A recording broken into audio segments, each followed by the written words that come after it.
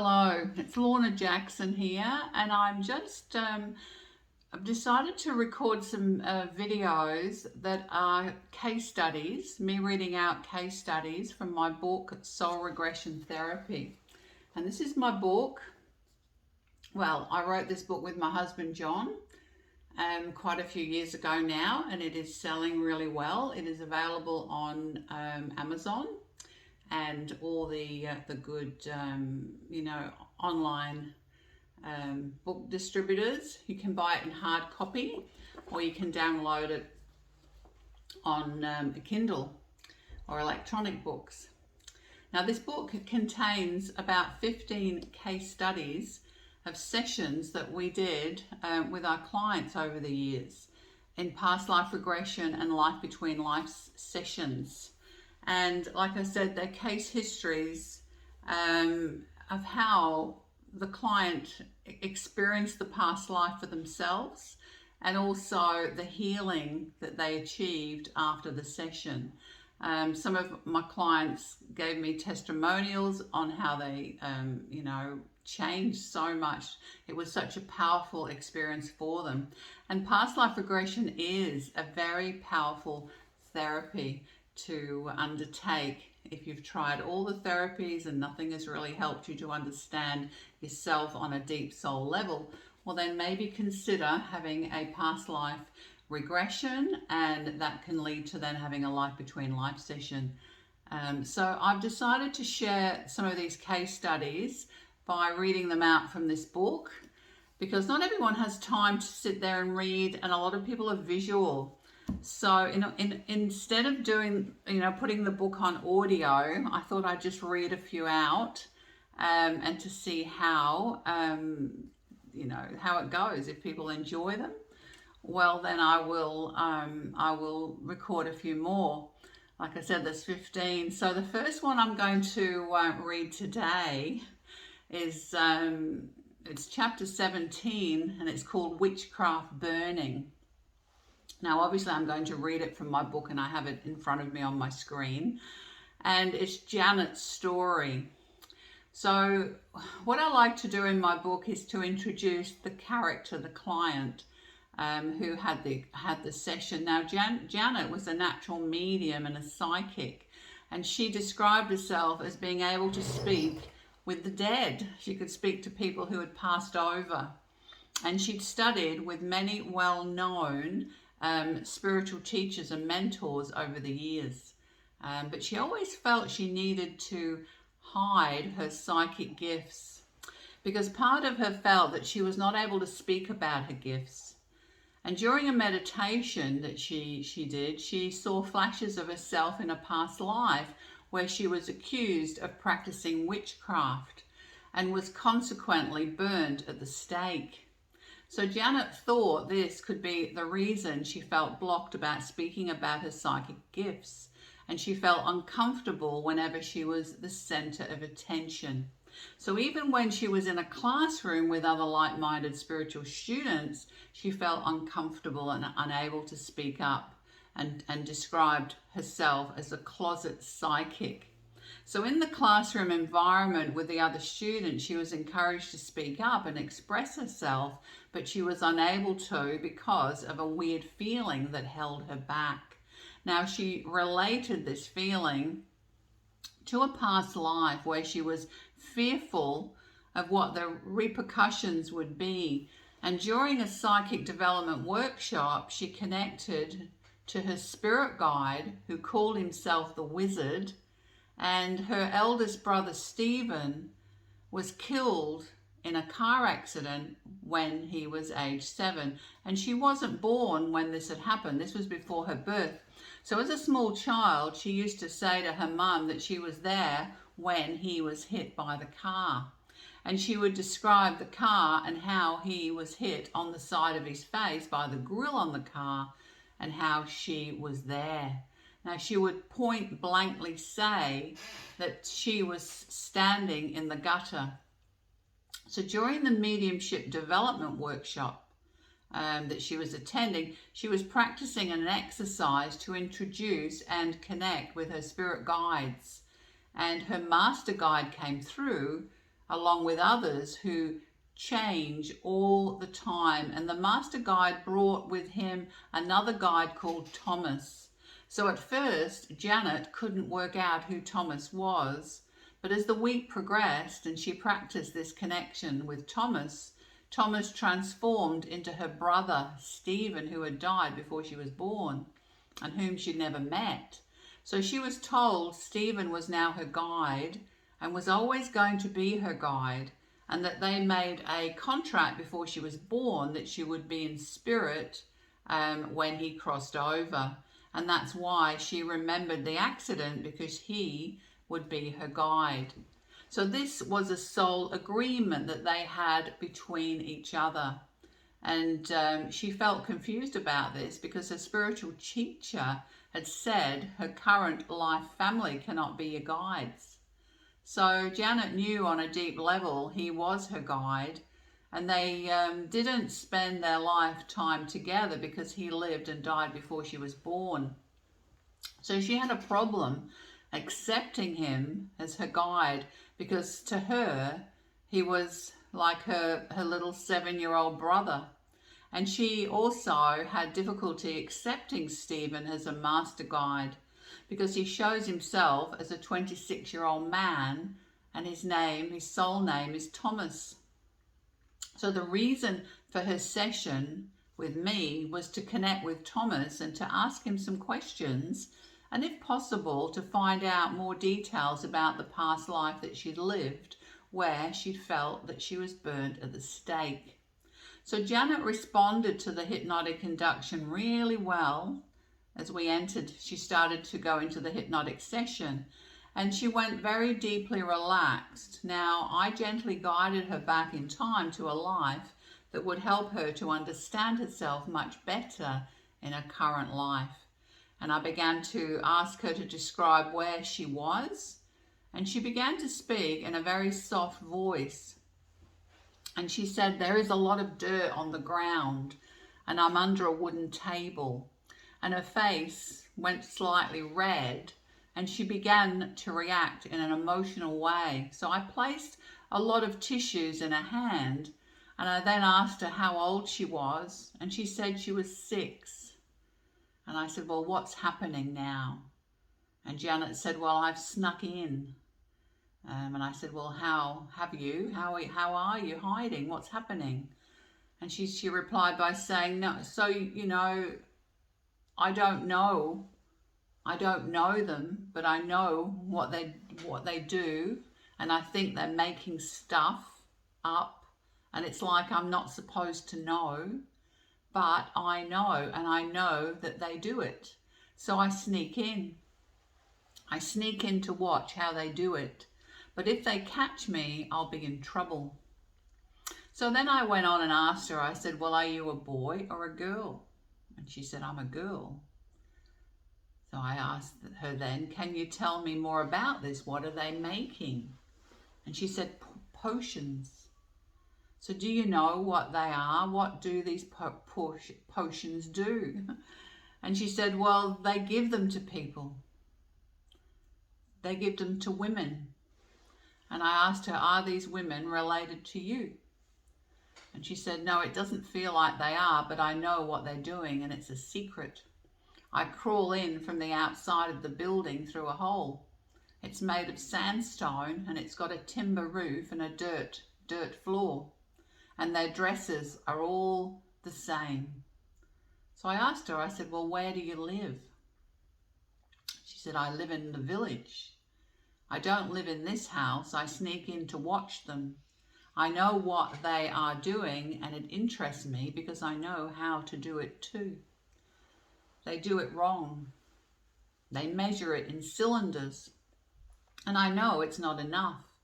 And they give it to the man that's laying on the table, and they wait to see what happens, but it's wrong.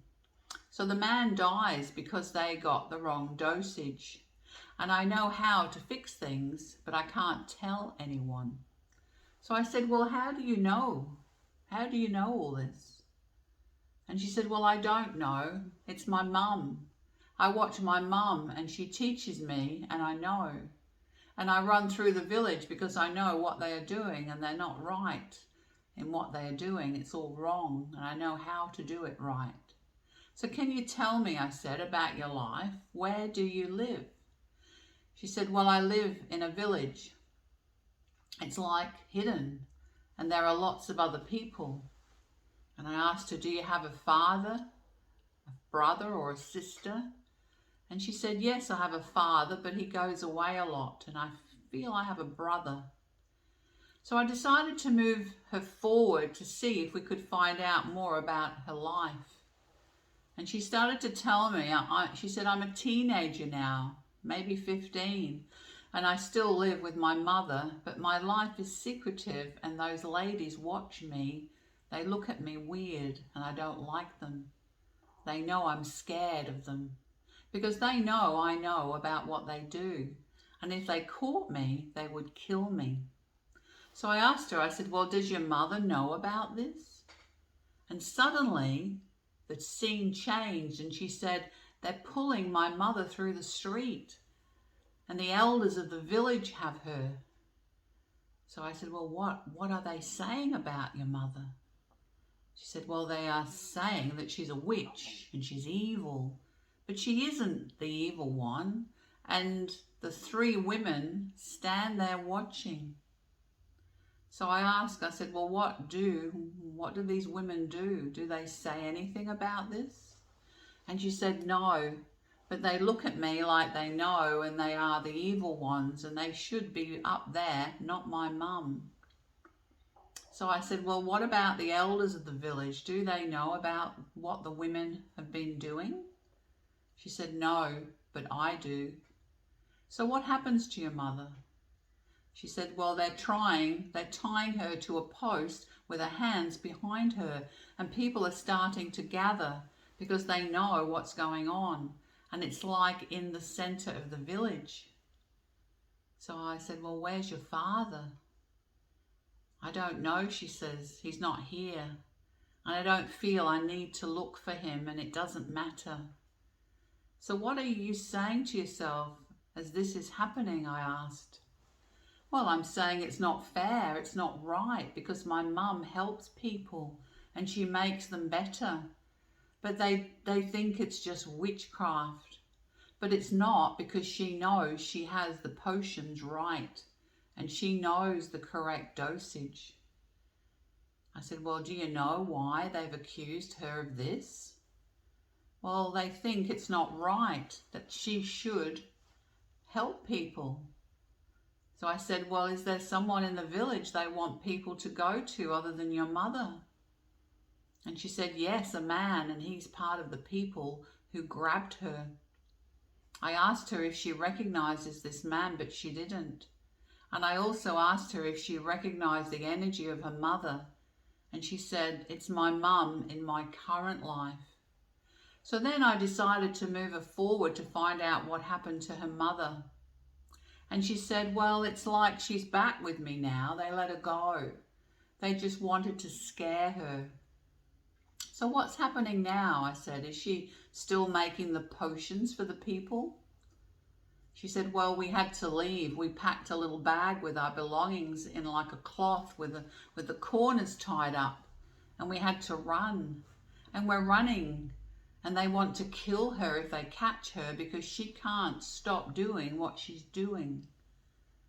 So I decided to take her forward again in this lifetime to a turning point and to find out what actually happens to both of them. And she said, well, I'm in rolling green hills, lots of green grass. I'm not sure where I am, but there are many trees.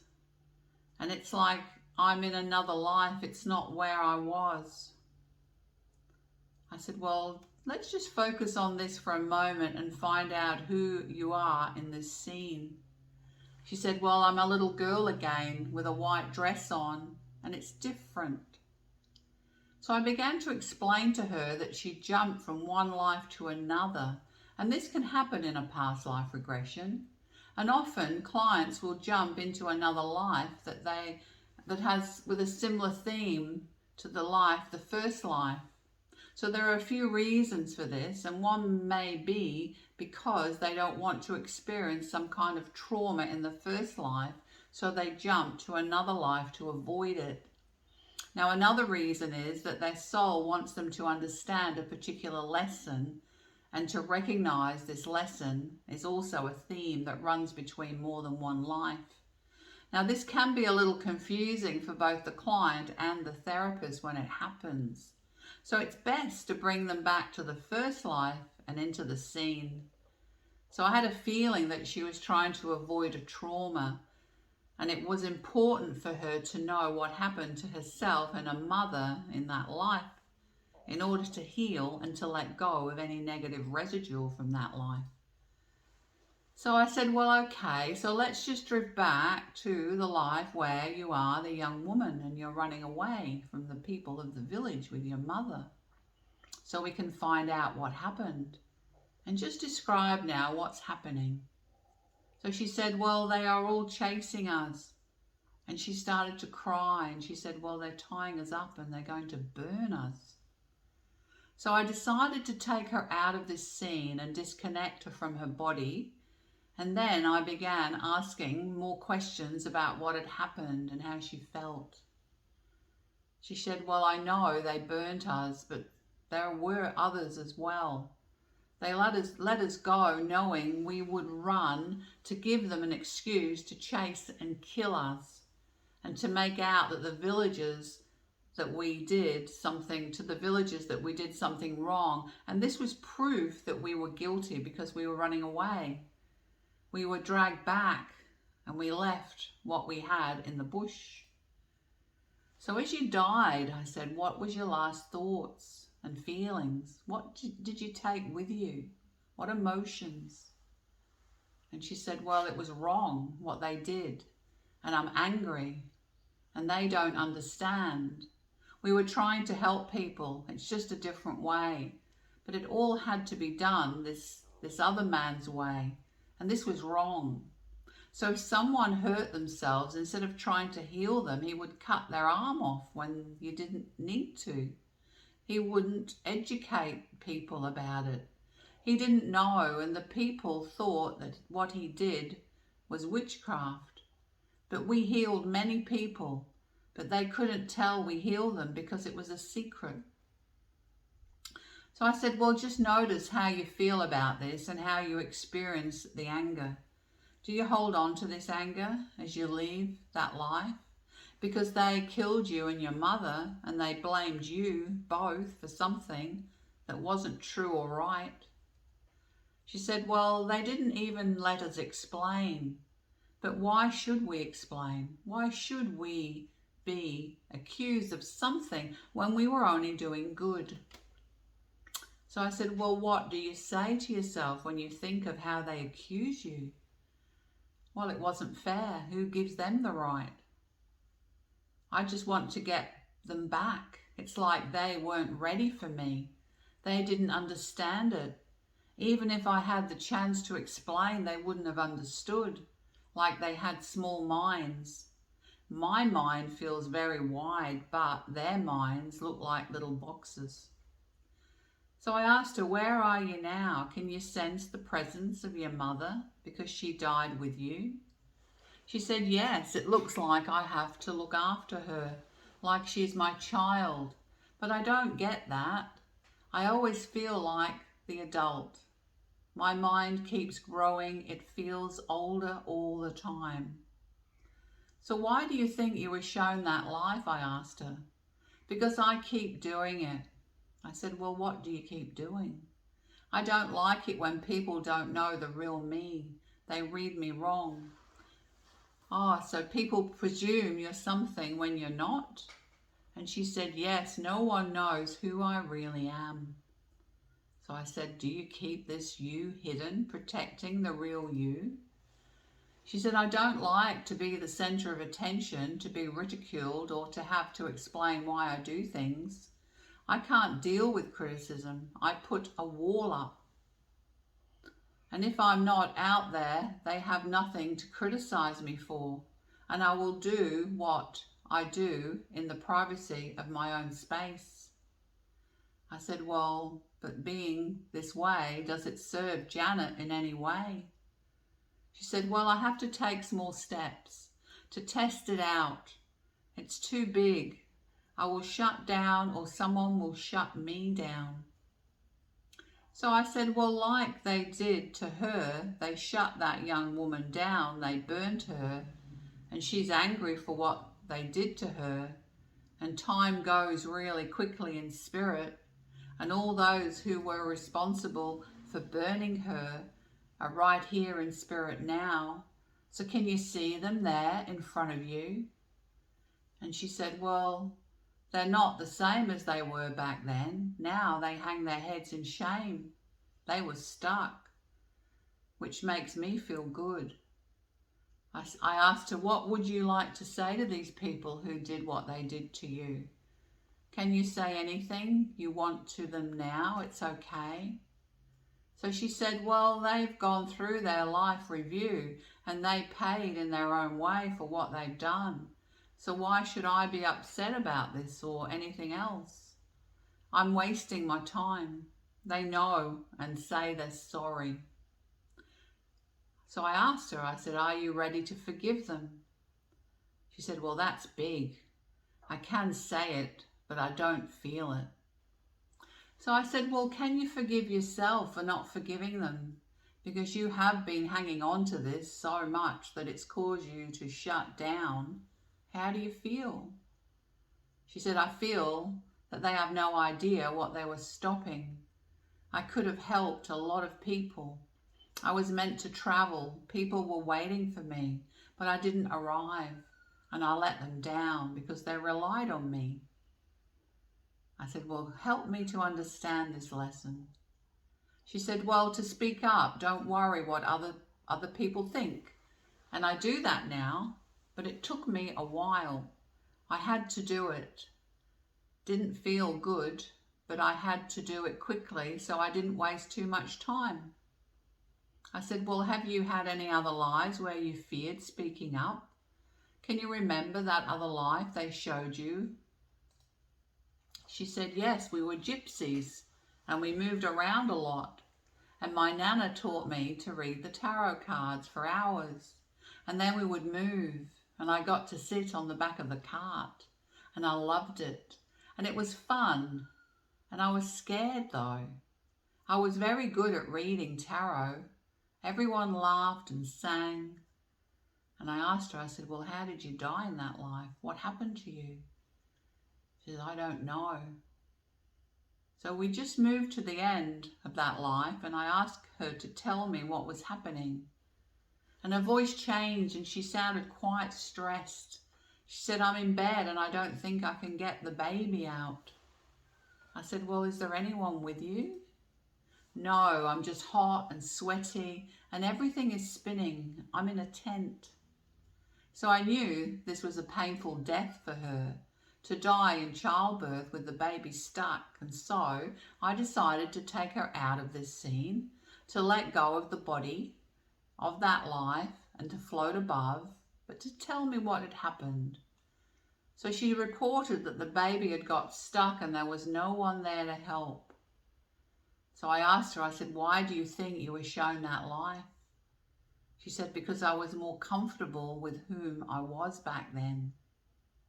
So because Janet was responding well to this session and giving me such great detail, which is typical of a somnambulist, I decided to ascend her to a higher level in the afterlife, and she responded well to my suggestions, and she began to describe she was in a library with Roman marble, and down the aisles there was rows and rows, and these were books like records in the Akashic records.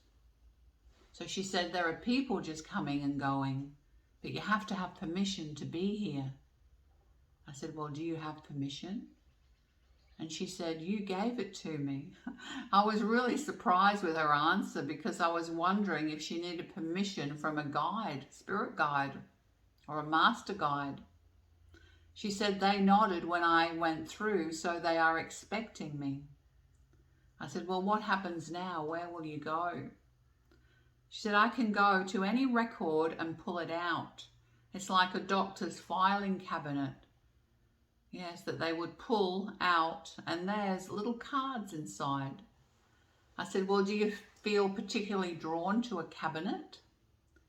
She said, no, I'm just walking around. I'm just enjoying being here.